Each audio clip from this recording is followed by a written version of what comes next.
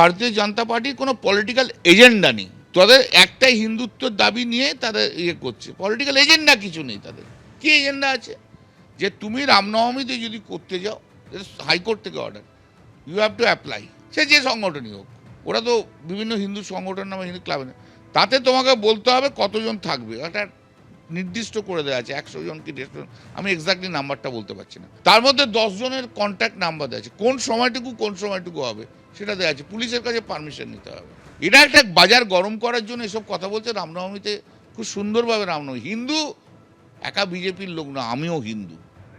অর্থাৎ বুঝতেই পারছেন রামনবমী নিয়ে উত্তেজনার পারদ ক্রমশ চড়ছে।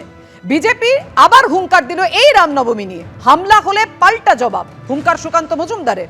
গত বছর হামলা না হলে এবার আশঙ্কায় থাকতাম না, হাওড়ায় রামনবমীতে হামলার পর আমাকে সেখানে ঢুকতে দেওয়া হয়নি, এবার হিন্দুরা তৈরি জবাব দেওয়ার জন্য। আশঙ্কা তো থাকবেই, কারণ গতবার হামলা হয়েছিল।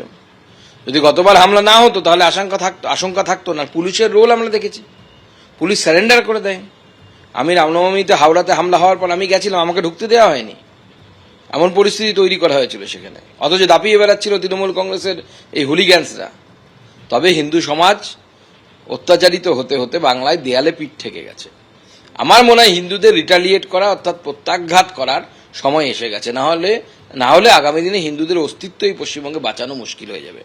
হিন্দু সমাজ হাজার হাজার বছর ধরে রামনবমী বা তাদের অন্যান্য ধর্মীয় অনুষ্ঠান করে আসছে, তাতে বাধার সম্মুখীন হলে হিন্দু সমাজ নিজের রাস্তা খুঁজে নেয়। তারা কংগ্রেস, সিপিএম, তৃণমূল, বিজেপি কারোর জন্য অপেক্ষা করবে না।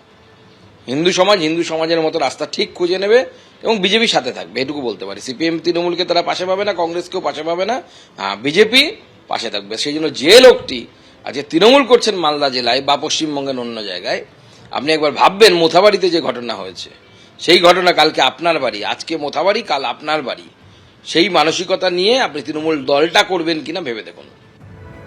রামনবমীকে নিয়ে বিজেপিকে নিশানা শওকত মোল্লা, রামনবমীকে হাতিয়ার করে সাম্প্রদায়িক উস্কানি দিচ্ছে বিজেপি। বিজেপি সম্পূর্ণ পরিকল্পিতভাবে সাম্প্রদায়িক উস্কানি দেওয়ার চেষ্টা করছে। কেন রামনবমী বলি, ঈদ বলি, মিলাদ বলি, জলসা বলি, দুর্গাপূজা বলি, কালী পূজা বলি, এটাই বাংলায় হয়ে থাকে। আমাদের প্রিয় মুখ্যমন্ত্রী বলেন ধর্ম যার যার, উৎসব সবার। আমরা সেই মানসিকতা নিয়ে কাজ করি। কিন্তু এবারে যেভাবে রামনবমীকে সামনে রেখে যে ধরনের উস্কানি দেওয়া হচ্ছে, প্রশাসন ইতিমধ্যে গতকালকে আমরা প্রেস বিবৃতিতে দেখলাম যে বেশ কিছু জায়গায় পরিকল্পিতভাবে গণ্ডগোল লাগানোর বিভিন্ন রকম চক্রান্ত ষড়যন্ত্র করছে। দলীয় পতাকা এখানে না, রাজনীতির জায়গায়, ধর্মের জায়গায়। আসলে ধর্মকে নিয়ে যারা রাজনীতি করে তারা হলো কাপুরুষ। আমরা গোটা বাংলার মানুষের কাছে, হিন্দু, মুসলমান, খ্রিস্টান, আদিবাসী সব ধর্মের মানুষের কাছে একটা আবেদন করব যে 6 তারিখে যে রামনবমী হবে বা আগামীকাল যে ঈদ হবে, সবাইকে শান্তি থাকার জন্য আবেদন করব এবং প্রত্যেকে নিজের ধর্ম চালনা করব ঠিকই, কিন্তু সেই ধর্মটাকে চালনা করতে গিয়ে কোনো যেন অস্থিরতা তৈরি না হয়, কেউ যেন রাজনৈতিক বলি না হয়, রাজনৈতিক উস্কানি পেয়ে অন্তত কেউ যেন সাম্প্রদায়িক উস্কানি, কেউ যেন কোনো ফাঁদে পা না দেয়। এর জন্য আমরা সকলের কাছে আবেদন করব। আমাদের মাননীয় মুখ্যমন্ত্রীও একইভাবে বাংলাকে শান্তি রাখার জন্য তিনিও সবার কাছে আবেদন করেছেন।